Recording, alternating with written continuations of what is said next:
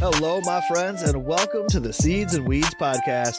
Are you a gardener, an herbalist, a forager? Maybe you're just a little plant curious? Well, you've come to the right place. This is Seeds and Weeds. Welcome to our extra special Spring Equinox extravaganza.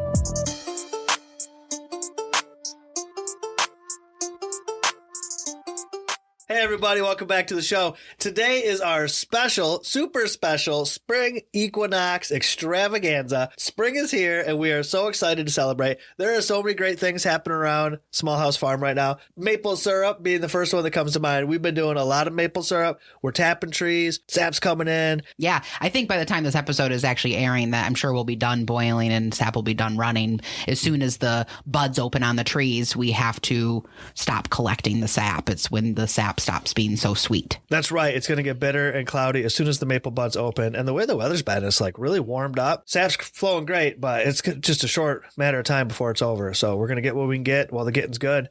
But I love doing the maple syrup because it's such a cool annual tradition, and it makes it feel like spring starts so much sooner. So much sooner. I mean, typically 3 to 4 weeks before the spring equinox are we tapping trees. So we're already outside, and, you know, when you're coming off of winter, 30 to 40 degree day feels really warm here in Michigan. So you feel like you can take your coat off and you can really soak up the rays of the sun.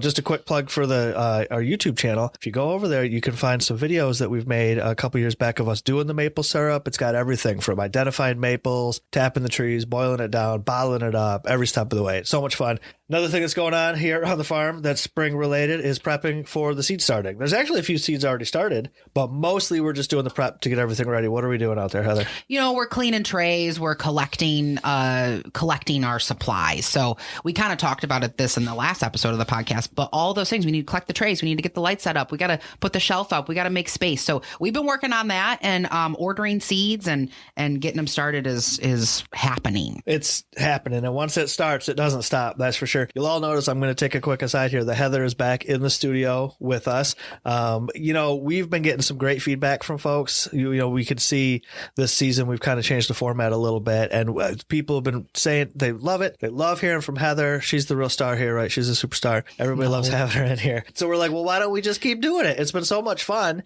It's been such a fun thing to do. So let us know how you've been enjoying the podcast. We've kind of changed it up a little bit. So give us some feedback. We'd love to hear what you think. Leave us a comment somewhere, do us something, let us know. However you like to reach out, feel free to reach out. We would love to hear from you for sure. Another big activity that's happening here is boxes. So in the Patreon, some of the tiers, they get the seasonal herb boxes, and obviously they're about to get their spring equinox box. And we have some super cool things that we're sending out. They're probably opening these boxes as we speak. Yeah, for sure. And this is a really good one. I mean, I'm biased. I like them all. It's so fun to watch you put them together. But yeah, gathering up the boxes has been a big chore. There's a lot of them now. The Patreon's really grown. So there are a lot of new members. Many of them are getting these boxes. So I'm actually, haven't done this in a minute. We're going to do a little bit of a Patreon shout out to some of our new members. These are folks that have recently joined. Well, I mean, since last time we did a shout out, I suppose, right? So here we go. Ready? Bonnie Bunger, Jennifer Lelik, Shannon Kitchen, Christina Melcher, Janet Maralda, Jean Reynolds, Kat Sturts, Laura Longoria. Hi, Laura. Jenny Bryant, Natalie Schmiel, Alex Williams, Michelle LaFave, Paula Peterson, and Cheryl Schilling. Thank you guys so much for being a part of our Patreon community. That's so awesome. Your support really makes it possible. It helps fund things around the farm, specifically like this podcast right here, and lots of the cool stuff that we do. So thanks for that. If anybody listening is interested in learning more about that, you know where all the links are. They're down in the show notes. Check it out, right? So on top of the Patreon boxes that we're actively boxing up right now, we have got a ton of pre-orders going out for Herbs in Every Season. That's Bevin's new book coming out from Timber Press. It comes out March 25th. If you pre-ordered, you get it just a little bit sooner, and you got a bunch of cool gifts, and those are coming out and going out right now. So that's something we're doing on the farm. And that's another big one. And, just thanks to everybody that has pre-ordered the book. That's really, really just so cool to see that kind of support. This is a book, this has been years in the making, Herbs in Every Season, and I think it's just some of the finest work we've ever done. This book is really just saying the things that we've been feeling. it's practical, it's useful, for sure. There's a lot of great information in there, but it's just like such a good snapshot of life here at Small House Farm that I just am so excited to share it. And people have been really pre-ordered. There's a lot of them. This has been the most successful pre-order campaign that we've ever done. So that's been really encouraging to see. The book is really beautiful. The pictures in it are gorgeous. It is filled with content that inspires and educates. And we really are very happy with the end product. And I think you'll be too. So if you were part of the pre-order crowd, expect your book to be showing up at your house any minute. So one of the cool things about the book is its seasonal nature. So we're looking at herbalism through the lens of the seasons. So that's how the book's organized, of course. And what I thought was fitting is we started the book in spring. And the book launches in spring. And it's spring right now. And that's what we're celebrating. Each of the seasons kind of has a vibe to it, right? And to me, spring is the season of renewal. Things are coming back. It's coming back to life. The earth is like waking up again. So there's this real fresh new vibe out in the world.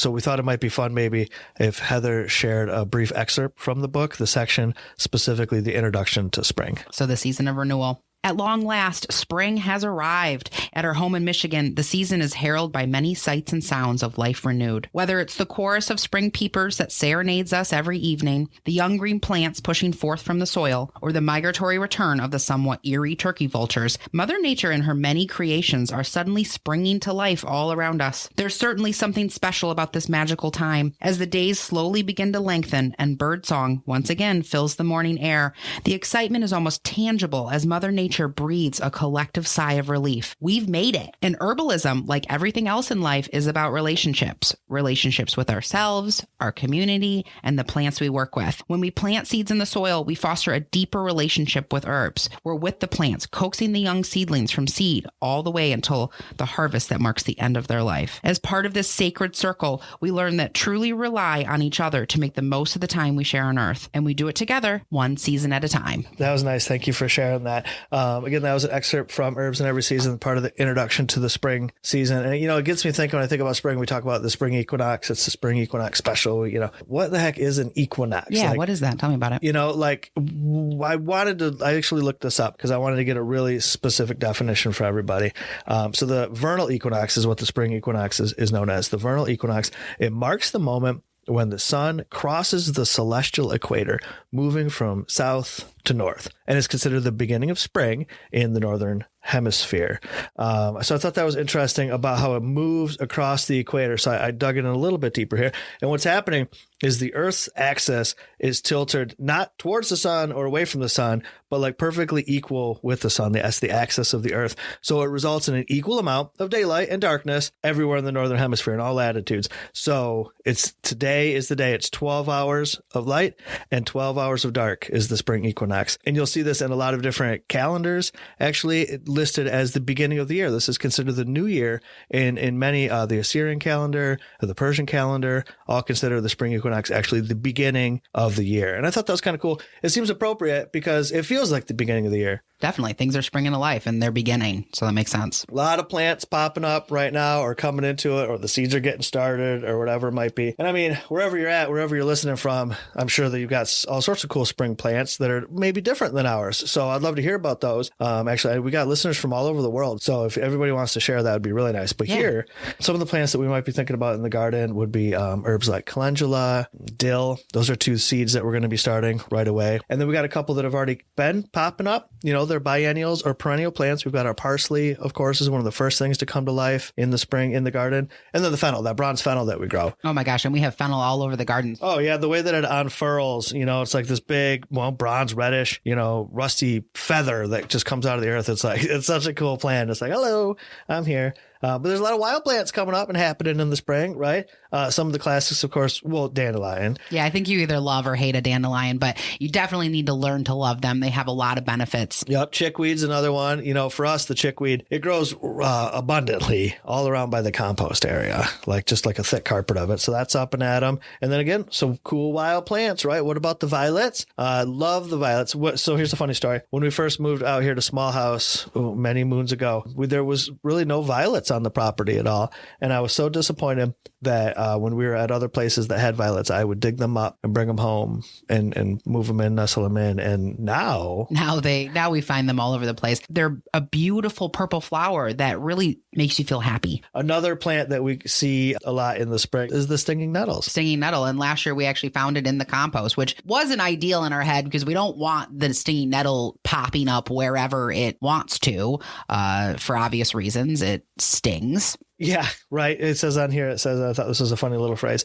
about stinging nettles. It says, rub them the wrong way and you'll be sorry. And that transition leads us into the big segment of the day, which is about stinging nettles. And actually in the Patreon boxes from the spring equinox, the patrons will notice that nettle is our focus herb.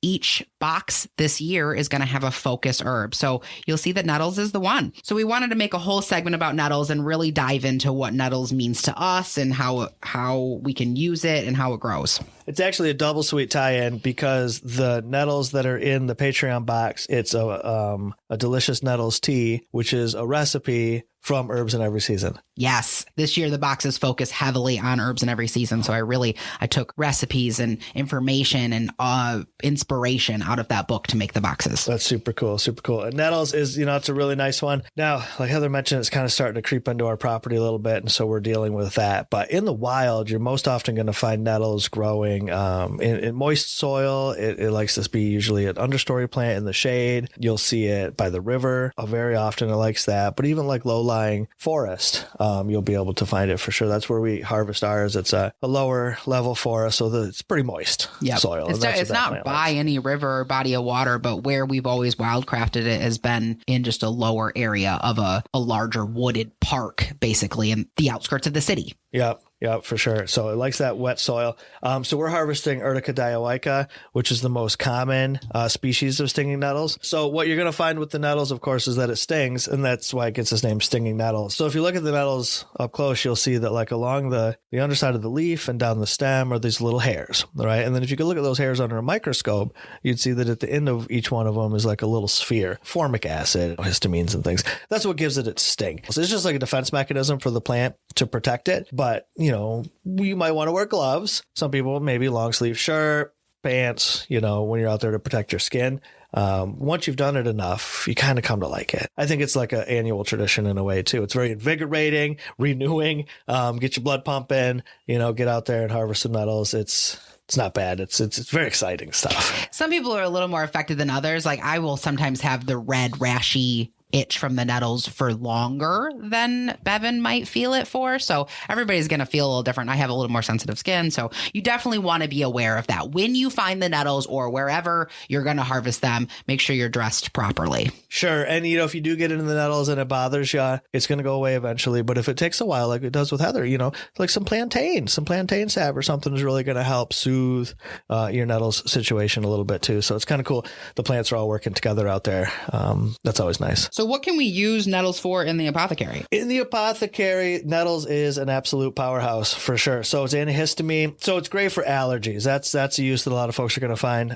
Seasonal allergies, nettles is going to help them with that. I would recommend it usually as a tincture. A nettles leaf tincture is very nice for that sort of thing. You'll find that the tincture is good for so many things. It's high in iron and this sort of thing. So folks that are low in iron are going to enjoy taking nettles that way. It's, like I said, it's an absolute powerhouse. It's good for your digestion. It's good for a lot of your systems. It really just helps keep your body functioning better. So it's one, like you said, a powerhouse herb. You take it, it helps your body. You feel powered up for sure. It's anti-inflammatory. So topically, we can also make use of it for joint pain, inflammation, arthritis. We make a salve. It's available through our website. It's got nettles in it and a number of other botanicals, but it is incredibly useful for sore muscles and like I said, joint pain and arthritis. It's really nice. And traditionally, folks would actually flog themselves with nettles for arthritis. You know what I mean? Because it opens up the capillaries, it stimulates blood flow, it helps with inflammation. That's an interesting way to apply it, but it's also very seasonal. You're only going to be able to do that when you can harvest the live plant. So maybe making a product and bringing it in allows you to have that medicine all winter long. And that's a good transition to when should I be harvesting this nettle? Sure. If we're going to be using it for food, harvest it right away. As soon as it starts to come up, you can start to gather it up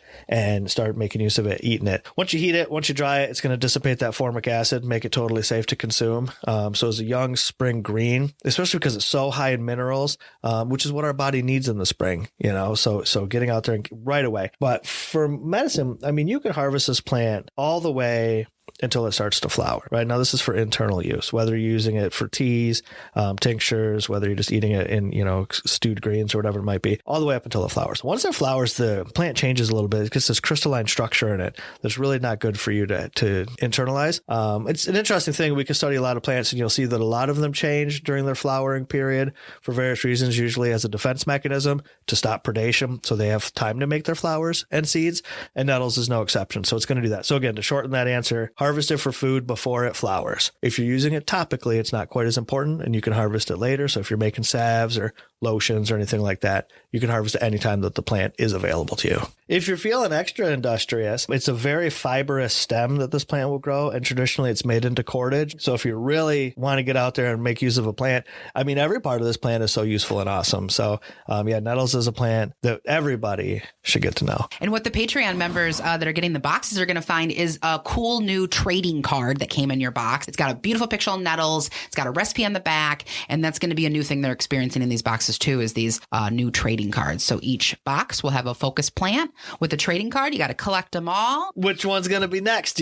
That's the exciting thing. You don't even know. Yeah. Well, if you got the book, if you got the herbs in every season, you can make a good estimation about what plant. Each season has 12 That's right. herbs, and I'm going to pick one of them. So which one's it going to be? Well, an interesting thing about nettles too, like from a more personal point of view, is it's been a long time ally of ours, right? Nettles has been an herb that we worked with for many, many years. It's been in some of our early products. It's been a plant that we've harvested together for so long. My very first published article ever was an article that I wrote about nettles for the Essential Herbal magazine. That's awesome. Yeah. So that's kind of cool to think about, so we've gone back a long ways. When I wrote that first article, I never would have imagined all of the writing projects that would have come from that. I never would have guessed that, but it's cool to know that, nettles goes way back. Where we actually harvest our nettles is a really special place. Also, it's a patch of forest on the edge of town where, I grew up in as a little kid. I grew up in these woods,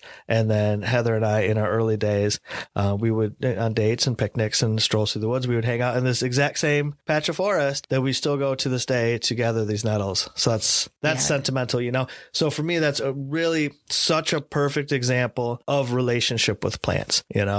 We can get to know plants in so many ways. Approaching herbs through the seasonal lens, it really helps us to take the time to be with and observe all of these plants through their life cycle, right? From their first sprouts to the foliage, to the abundance of flowers and seeds or whatever comes later, all the way through it. So we get to know that plant medicinally. We get to know that plant as a food. What part of the plant we want to harvest is going to change throughout the year. It's just such a cool way to use observation, the simple skill of observation, to become better herbalists or even better growers. When you understand the plant through its life, you understand what it likes through its life, right? So you know how to grow it better. You see it, you can observe it and watch it. And then over the years of doing this, you can look back and you can have stories like this where you're like, man, me and nettles, we go way back. Yeah, this plant has traveled with me through my own growth of herbalism and life, and it's pretty beautiful. It is beautiful. It's a beautiful thing, and it's something that every single one of us, everybody can do just by being present in our gardens, being present in nature. We can develop these relationships and honestly become better stewards of the land, and possibly even become better people.